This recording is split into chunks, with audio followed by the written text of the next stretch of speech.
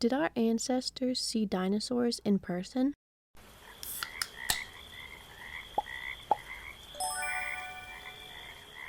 Welcome back to Susie's Stories, the podcast where I tell stories and talk about the Bible. I'm your host, Susie, and in this episode, I'm going to talk about dinosaurs. Let's face it, it was only a matter of time. So first off, did humans and dinosaurs coexist? Well, yeah. God created the aquatic animals and the flying animals, which includes all the dinosaurs that swim and fly, on the fifth day of creation. Then, God created all of the land animals on the sixth day of creation, right before he created humans. So, even if you believe in the gap theory, which I don't, all of the land-dwelling dinosaurs were created right before humans in the same day, before sunset. So, if we believe the Bible is God's word, and therefore a first-hand account of the beginning of the universe, then our worldview should line up with what the Bible teaches. Either all of the Bible is true, or none of it is. We can't have our cake and eat it too. We can't call ourselves Christians, but also deny all of the core tenets of God's word, in favor of a secular worldview just so we can get along with everyone and avoid persecution. Because God tells us in his word that we're going to have trouble and be hated because of our beliefs.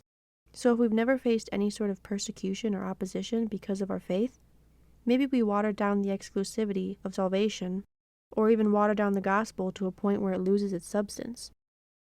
Our salt isn't salty anymore. Talk about taking God's name in vain, right? Self-identified Christians who don't follow the teachings of Christ or believe his word. And there's also evidence of ancient art depicting dinosaurs and fossilized dinosaur footprints alongside human ones. But Susie, what about the geological column that shows simpler animals evolving into more complex ones over time? Doesn't that prove that humans and dinosaurs didn't exist at the same time? No, because the stratigraphic column, or the geological column, doesn't actually exist. Not naturally anyway, and not in a complete form. What I mean by this is that some people with a secular evolutionist worldview decided that humans came about as a result of millions of years of evolution. And so, they pieced the fossil record together in such a way that supports this worldview. They start with an idea and try to smush together evidence to make it true, and ignore everything that doesn't line up with that.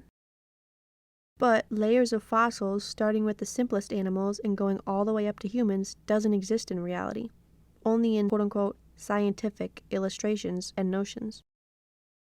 But were dinosaurs on the ark described in Genesis? Well, I don't see any reason why they wouldn't have been. God brought 2 of each kind of animal onto the ark, with the exception of more clean animals for sacrificial reasons, and of course there weren't any fish, because they could swim. So he brought 2 of each kind of animal onto the ark, which would have included dinosaurs.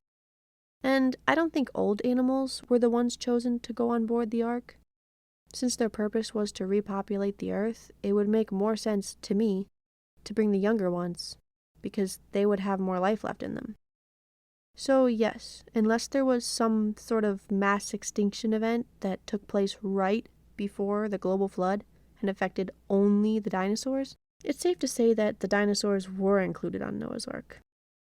What happened to the dinosaurs then? Short answer, only God knows. Long answer, we can only speculate. Maybe humans caused their extinction too, just like many other animals. Maybe we wrecked their natural habitats and depleted all their food sources, or overhunted them. Who's to say? Maybe they're not fully extinct. For example, the coelacanth is called a living fossil, which I think is pretty silly. They're just regular fish. They're no more of a living fossil than any other fish, but because people believed that this fish was extinct, now it's a special scientific wonder, all because humans made a mistake in categorizing it initially. Wow, that's crazy. And I'm not saying there's a mosasaurus in the Mariana Trench, or sauropods in the jungles of the Congo, but I'm not saying that, you know? On an unrelated note, if anyone would like to fund an expedition to said jungle, I volunteer to go. I just need a Rick O'Connell outfit and a couple $1 million. That's all. The Mosasaurus expedition, though, I've already established in a previous episode how I feel about fish, so somebody else can go on that hunt. Anyway, that's all for this episode. Thanks for listening. I could yap about dinosaurs for hours, but I'll save that for a future video. I'll be back with another storytime episode next Monday. Same frog time, same frog channel.